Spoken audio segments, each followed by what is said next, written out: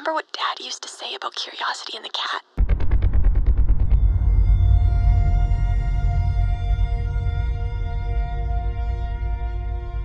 It didn't live a life of regret.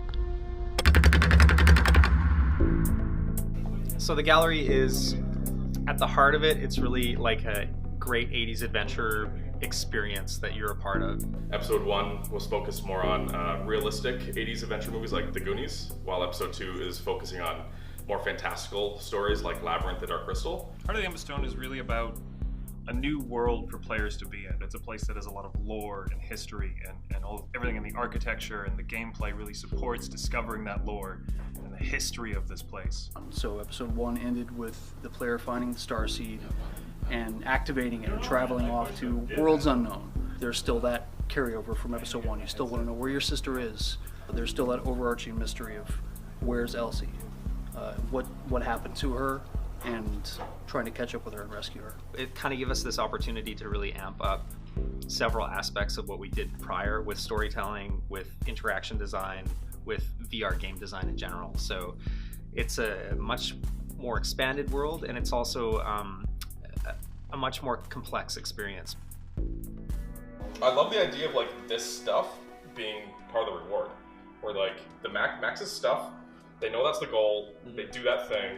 When you get a lot of creative people in one space and you get a lot of ideas going around, it's very easy to have domineering people take lead, or people try and fight over one another or undercut one another. And Cloudhead's really great about like cutting to the meat of that, being like, no, like, you know, it borders on really being a meritocracy, in that like the best ideas are brought up and tested and given their dues, and that's the merit. The artists, the programmers, and the designers. Best design wins, full stop. I love that it's a very small group of people that are very passionate about the game that we're making, passionate about virtual reality. I love that there's also a lot of expertise here. The hardware has only hit the market in the last year, but this is a building full of people who have been doing this now for 3-4 years, and people who have been following VR for the last 20 years. Room scale it kind of cracks open the door to the modern day holodeck, and the more people embrace it, the further we can push it as developers.